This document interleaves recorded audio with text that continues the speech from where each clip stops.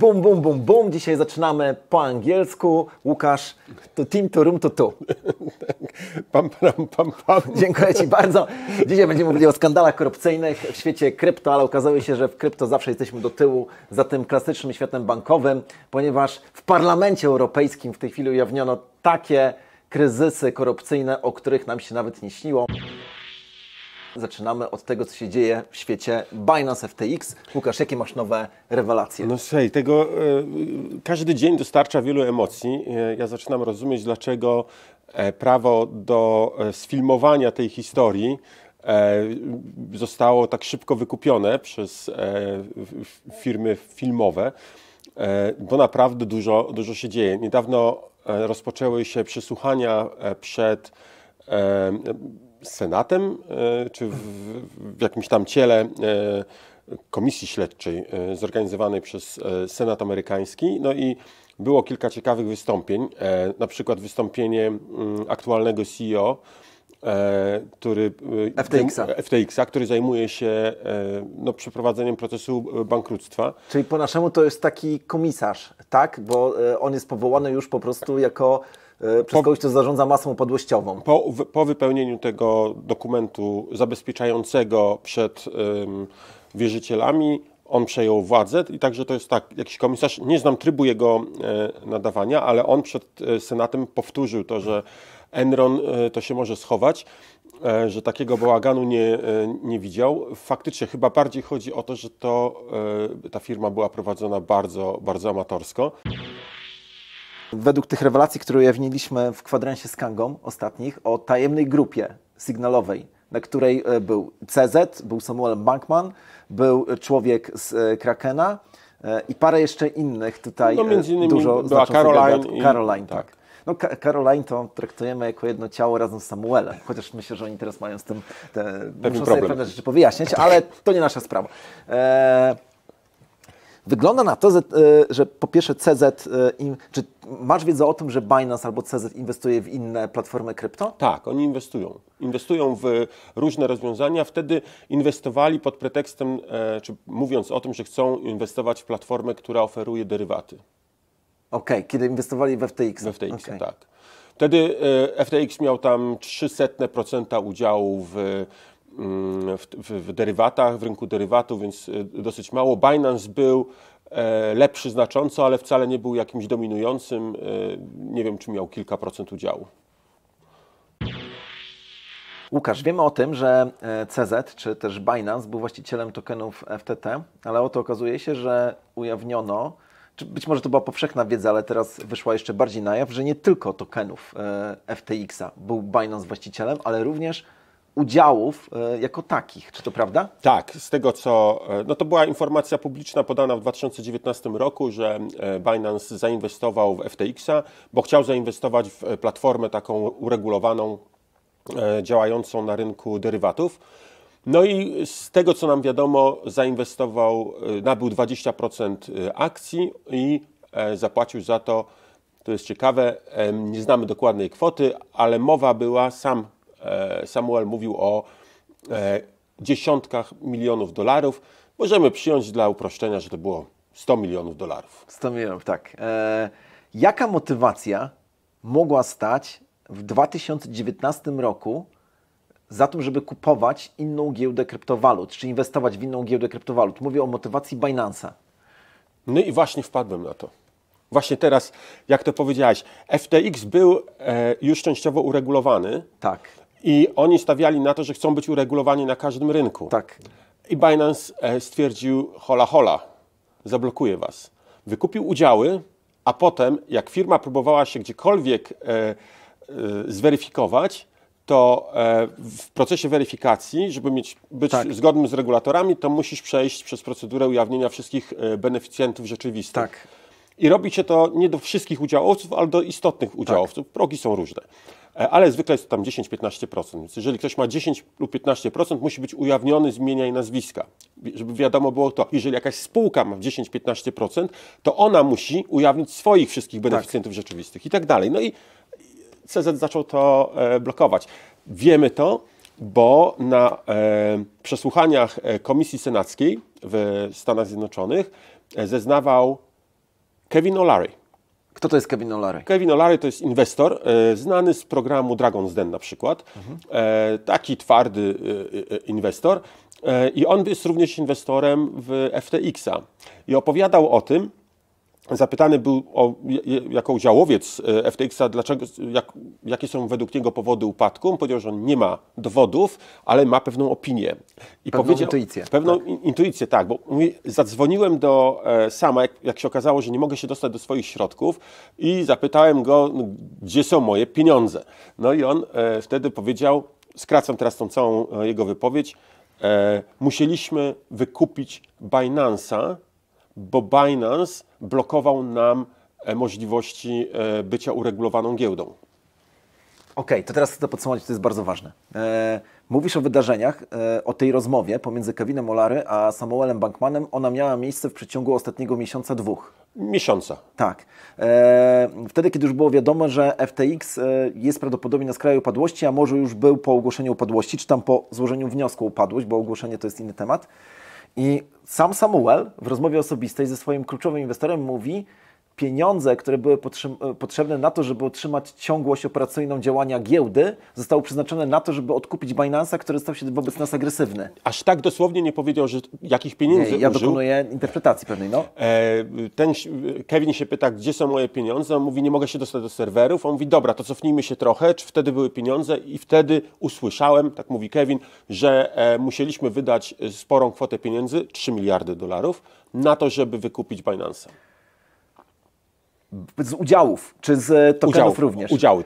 Była mowa tylko i wyłącznie o udziałach, no bo na tym zależało, teraz tak to rozumiem, FTX-owi, żeby pozbyć się takiego udziałowca, który blokuje możliwość bycia uregulowaną giełdą kryptowalut.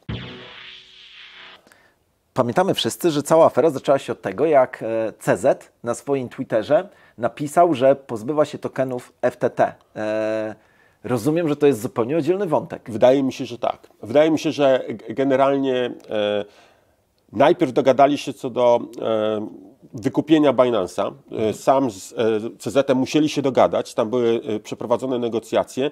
Nie wiem, czy negocjacje tyle trwały, czy sam proces wykupu trwał, ale mowa była o tym, że pod koniec 2021, początek 2022 rozpoczął się proces wykupu Binance'a. Pamiętamy wtedy, że doszło też do konfliktu między CZ-em a Samem, bo Sam chciał grać przeciwko Lunie.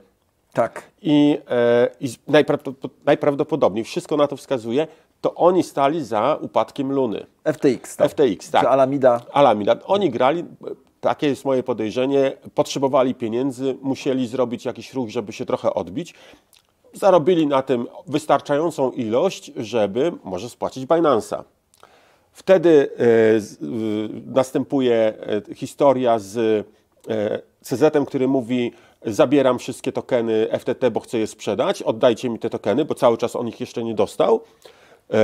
No, to jest w ogóle oddzielny wątek, no ale... W 3 transzach te tokeny są przesyłane do CZ-a i on mówi, będę sprzedawał. Ludzie zaczynają sprzedawać w panice, żeby być przed sprzedażą tych tokenów przez CZ-a i mamy sytuację gwałtownego spadku ceny tokena FTT. Podejrzewam, że Alameda, której zabezpieczeniem udzielonych pożyczek był token FTT, zaczęła też panikować, zaczęły się robić już zbyt duże dysproporcje. No i wtedy podejrzewam ostatnim takim rzutem na taśmę była próba DPEG-a, czyli spowodowanie, że cena USDT będzie niższa niż $1. Tak, tak. I mamy tą akcję, ja ją pamiętam doskonale, bo oglądaliśmy prawie że na żywo. Na żywo oglądaliśmy i widzieliśmy ten spadek do 93 centów. Tyle wystarczyło siły FTX-owi. Nie udała się próba, następnego dnia ogłoszona bankructwo i powrót ceny USDT do $1. Jak CZ odnosi się do tych rewelacji? Kiedy Kevin O'Leary powiedział o tym publicznie, czy CZ w jakikolwiek sposób, albo przez Twittera, albo gdzieś w innych mediach powiedział coś na ten temat? Nie widziałem jego wypowiedzi dotyczących tej kwestii. Natomiast faktem jest, że CZ uaktywnił się na Twitterze, zrobili również AME, na której powiedział, no bo przecież wiemy o tym, że są straszne wypływy z Binance'a. I to, mówiąc straszne, mamy na myśli mierzone w tej chwili, myślę, już w dziesiątkach miliardów dolarów. Co najmniej 10 na pewno. Tak. I CZ jest oazą spokoju, mówi spokojnie, my mamy 1:1, wszystko, nic nas nie rusza, nie ma z tym problemu, ale tutaj nagle pojawia się jakiś wpis na Twitterze, pojawia się AMA. Podczas tej AMY CZ mówi, wszyscy ludzie powinni trzymać swoje środki na giełdzie. Powinni trzymać na giełdzie. Mówi dosłownie, czy prawie, że go cytując, pamiętam tą wypowiedź, bo przysłuchałem ją kilka razy, żeby być pewnym, że nie uroniłem ani słowa. On mówi, nikt nie potrafi bezpiecznie przechowywać kluczy. Jeśli ktoś potrafi, to niech trzyma na swoim portfelu, ale ci, którzy nie potrafią, to nie powinni. I mówi, i potem powiedział jeszcze jedną rzecz. I do tego oto był spór. 99% osób nie potrafi trzymać kluczy prywatnych i oni stracą pieniądze, jeżeli wypłacą na swój portfel. Czy też można powiedzieć, że powiedział, że ludzie, którzy wypłacą na swój portfel, to 99% z nich straci środki. Bo zgubią kartkę, bo zgubią ledgera, bo... Dadzą się okraść. Tak, dokładnie. I pojawił się spory rumor za tym, było sporo tweetów i w pewnym momencie ktoś napisał do CZ, dlaczego tak powiedział, że jest zaskoczony, a CZ mówi, nie powiedziałem tego, przesłuchaj sobie nagranie. No i ja dlatego przesłuchałem to nagranie i w mojej ocenie, proszę, podzielcie się komentarzami, w komentarzach, co o tym myślicie.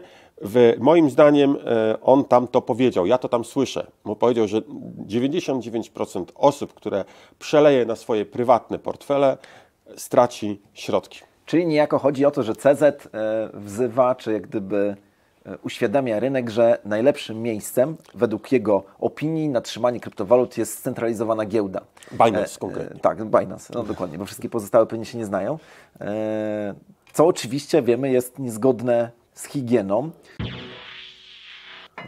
No dobra, no to jak w ogóle to wszystko ocenić? Przecież 3 miliardy dolarów, ta kwota, która została przeznaczona według Twojego tutaj śledztwa na wykup akcji FTX-u, to jest kwota, która zaburza stabilnością FTX-a. CZ musiał o tym wiedzieć, że sam Samuel Bankman prawdopodobnie nie dysponuje wolnymi środkami.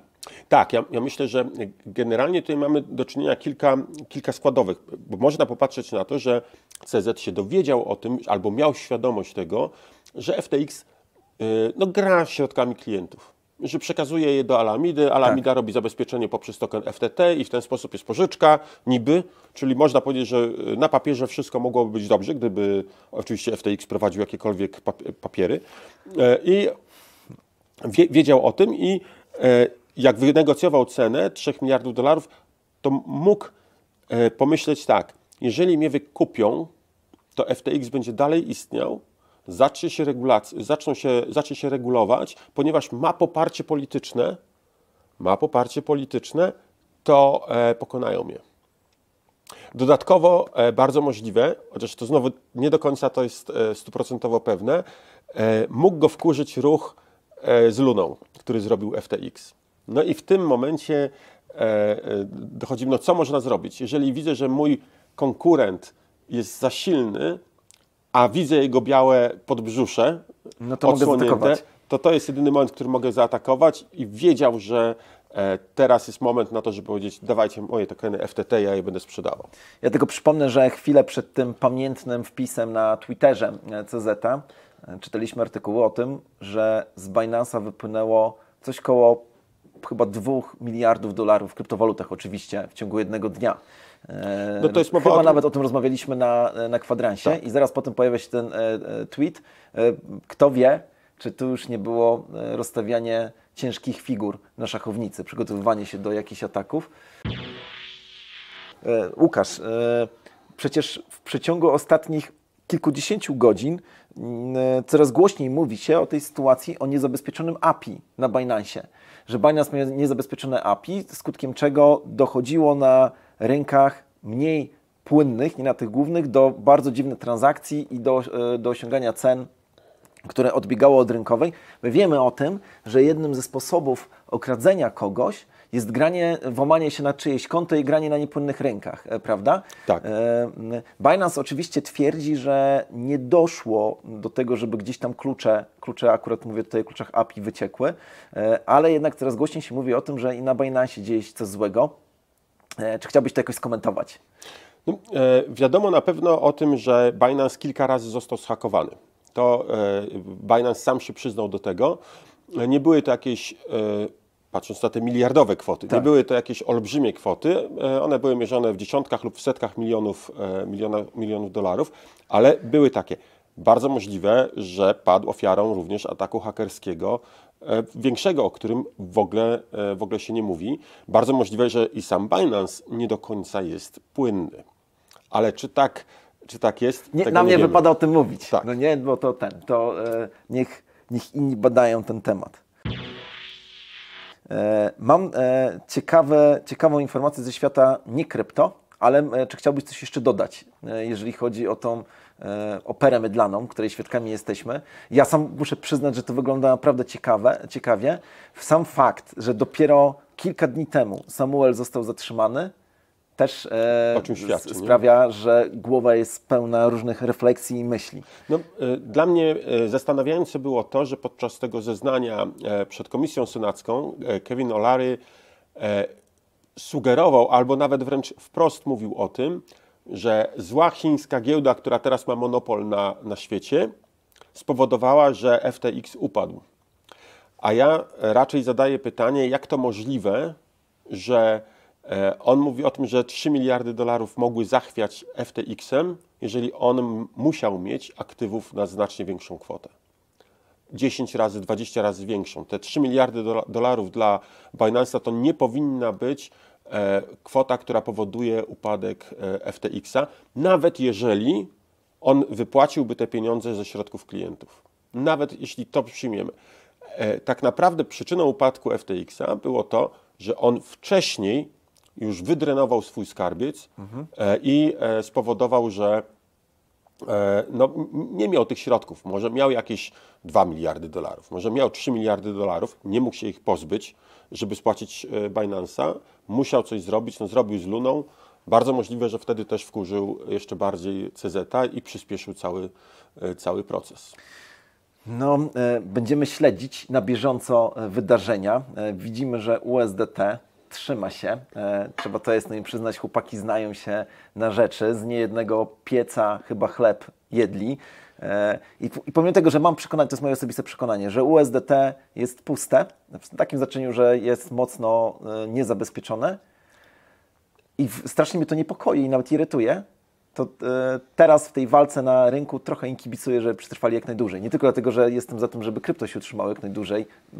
Wiemy, że się utrzyma, ale właśnie dlatego, że wydaje mi się, że oni grają jeszcze po innej stronie mocy, a ta inna strona mocy staje się teraz bielsza niż ciemniejsza, bo tam, gdzie jest FTX i ten Binance, to dochodzi do takich rozgrywek, których ja już nawet nie jestem w stanie zinterpretować. Mało tego, ciężko jest nadążać za ilością wątków, które w tej sprawie się pojawiają. Tak, można naprawdę snuć niesamowite historie.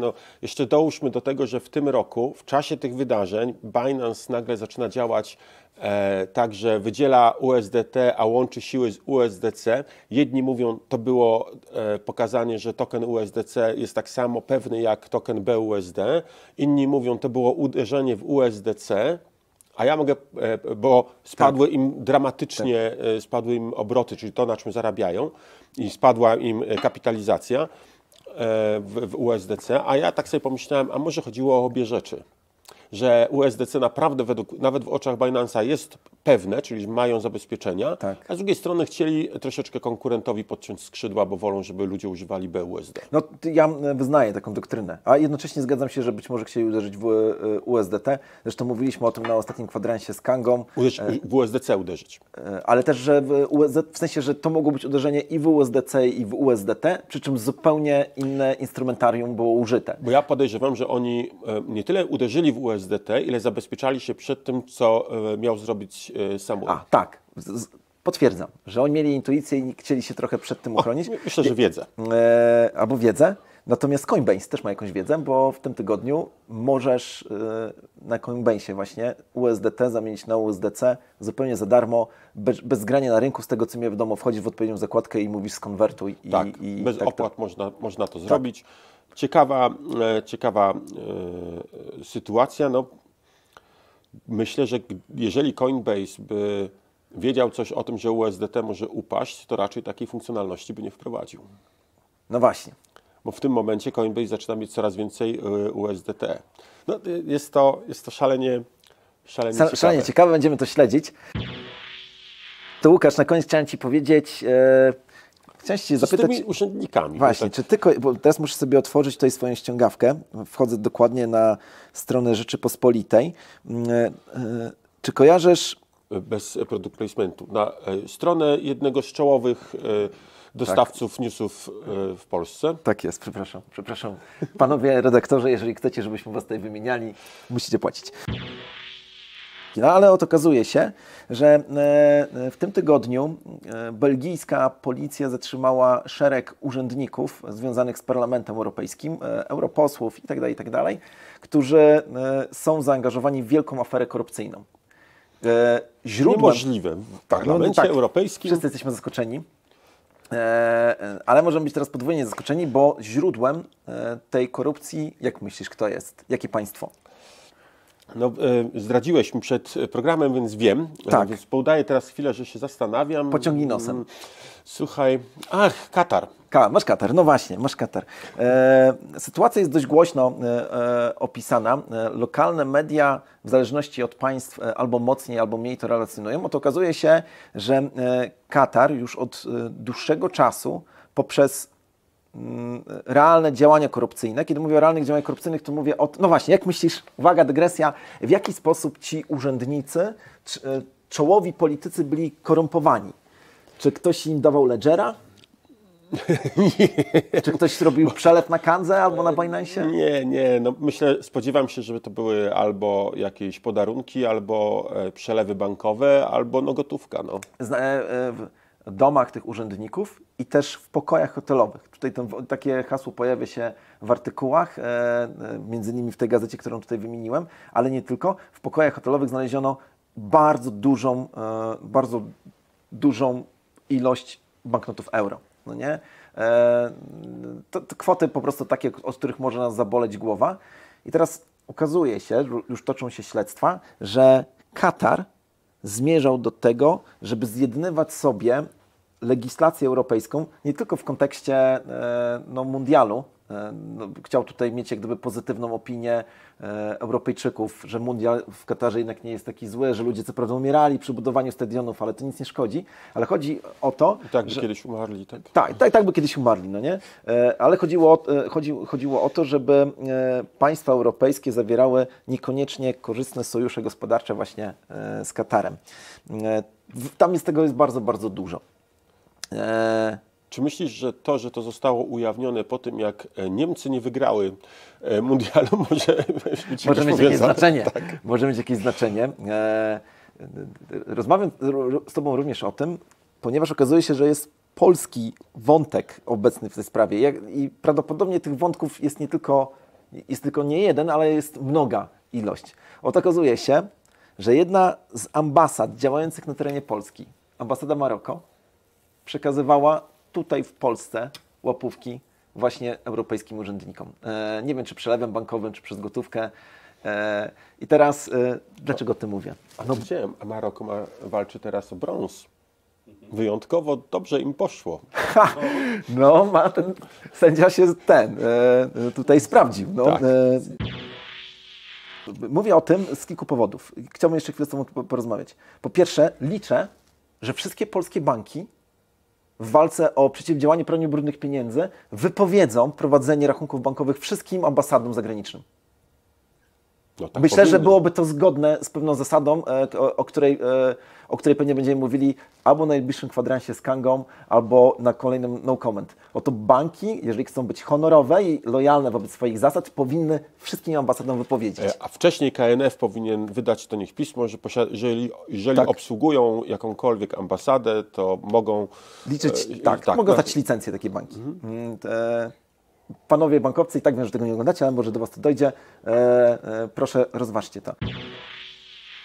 Najbardziej boli mnie w tym wszystkim to, Łukasz, że w Parlamencie Europejskim, na łonie tej organizacji i wszystkich powiązanych powstaje właśnie taki dokument jak Majka, który jest w mojej ocenie nieprzychylny krypto. W ogóle ja uważam, że on jest antykrypto, chociaż wiem, że trochę ewoluował ten dokument. I czasami Ty publicznie mówisz o tym, że nie jest tak źle, jakby się mogło wydawać, jeżeli chodzi o Majkę w stosunku do tych pierwotnych dokumentów. No ale jeszcze go nie uchwalili, więc w sumie nie wiemy, co będą chcieli uchwalić. No właśnie. I teraz kto skorumpował tych urzędników, którzy głosują za Majką? Ja tylko przypomnę, bo dowiedziałem się tego, że pani Ewa Greczynka była wiceprzewodnicząca. Jedno to dobre, że ją odwołali.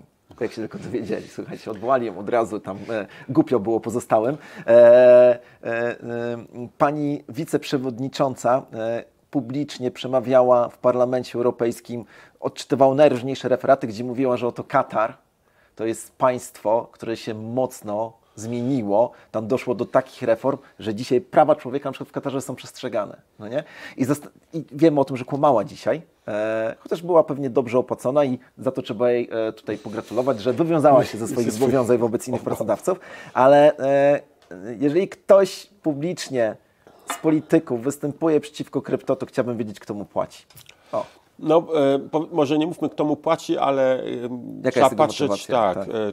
Czy właśnie nie jest skorumpowany. Szczególnie to widać po takich głupich działaniach, bo te działania nie zmierzają do tego, żeby coś poprawić, coś ulepszyć, coś spowodować, że będzie bezpieczniej, że będzie łatwiej zapewnić śledzenie środków, czy na pewno to nie są środki pochodzące z tej ciemnej strony, tylko oni raczej dążą do tego, żeby zaciemnić i dać prawo do prowadzenia na przykład giełdy kryptowalut tylko tym, którym oni pozwolą. Czyli na przykład Samuelowi Bankmanowi. Na przykład, nie? Albo komuś innemu, kto będzie pomagał na przykład właśnie w tym, żeby ukrywać jakieś niecne przelewy. To tak, no moja teza z kryptowalutami jest taka, że faktycznie to nie da się, znaczy naprawdę szalenie trudno jest ukryć coś w świecie kryptowalut, więc jeżeli ktoś by wpadł z taką łapówką, to natychmiast można bardzo dużo rzeczy się dowiedzieć, co, jak, skąd, gdzie. No a to jest coś, czego na pewno ci, co dają łapówki, nie lubią i nie chcą. Te AML cały związany z krypto nie jest w mojej ocenie nastawiony na to, żeby śledzić te środki. Prędzej w to uwierzę, że AML jest nastawiony, o czym my zresztą wielokrotnie mówiliśmy. Tak. Jest tak naprawdę mydlenie oczu terroryzmem i praniem pieniędzy. Tak naprawdę chodzi o to, żeby ludzie nie unikali płacenia podatków. Na koniec jedną chciałem Ci historyjkę powiedzieć. Tak. Dlaczego banki chcą, żebyś płacił kartą? No bo chcą wiedzieć wszystko, co robię. A wiadomo, że jak płacę kartą, nieważne czy w sex-shopie, czy gdzie indziej, to wiadomo. Jak ja Tobie zapłacę 50 zł za coś, co Ty mi zrobisz, to Ty potem możesz zapłacić 50 zł za coś Kamilowi, a Kamil może zapłacić 50 zł komuś innemu i może w tym łańcuszku być 1000 osób, 10 000 osób, 100 000 osób, a cały czas nie ma rezerwy cząstkowej. Banknot pozostaje 50 zł. Tak. Jak płacisz kartą, jak ja Ci zapłacę kartą, to Ty nie dostaniesz 50 zł, tylko dostaniesz 49. I jak zapłacisz Kamilowi, to Kamil nie dostanie 50, ani 49, tylko 48. I tak po 100 transakcjach ten pieniądz trafia tam, gdzie powinien, czyli do banków. Znaczy, no, Taka historyjka. Oczywiście ona jest mocno naciągana, no bo tu można powiedzieć, że płacimy za pewną usługę No i tak właśnie. dalej. No ale generalnie do tego się dąży, te pieniądze wyparowują. I najważniejsze zostawiamy na sam koniec. Polubcie ten odcinek, dajcie łapkę w górę, subskrybujcie i kliknijcie w dzwoneczek. Tak? Dzwoneczek, dodatkowo komentujcie, dawajcie oceny w skali od 1 do 6 i dawajcie nam znać, jak Wam się ten odcinek podobał albo nie podobał. A nawet jeżeli Wam się nie podobał, to napiszcie choćby dla samych zasięgów, no bo przecież walczymy wszyscy o lepsze jutro. A my te komentarze czytamy i teraz, żeby mieć jakiś dowód na to, odpowiem na jedno z pytań, które pojawiło się w komentarzu. Pytanie dotyczyło, czy komputer kwantowy zagrozi kryptowalutom. Moja odpowiedź jest taka, jeżeli powstał taki prawdziwy komputer kwantowy, to kryptowaluty byłyby naszym najmniejszym problemem, padłaby cała komunikacja, padłyby wszystkie protokoły związane z szyfrowaniem i bezpieczeństwem, więc myślę, że to akurat nie jest naszym największym zmartwieniem, a moja prywatna opinia jest taka, że do komputera kwantowego to nam jeszcze daleko. Mówię oczywiście o komputerze kwantowym, takim prawdziwie kwantowym, a nie jakimś takim pseudokwantowym komputerze. No i pamiętajcie, Kanga na fali, w skrócie KNF i Bitcoin ciągle królem, BCK. Dzięki i do zobaczenia w kolejnym odcinku. Do zobaczenia. Hej!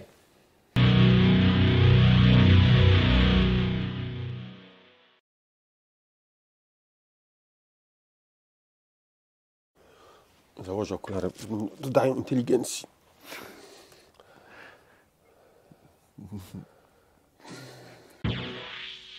W takim razie ja nie będę zdejmował. A, ty świntuszku! No właśnie. Nie wiem, o czym gadacie, ale fajnie gadacie. Tak. Występował taki łysawy. I on opowiedział... Nie mogłeś powiedzieć czegoś innego o nim? Bez okularów. Że coś łysawy, no ale... Dobra. Idziemy. Tak. Do baru. Piątek. To taka piosenka była Guns N' Roses.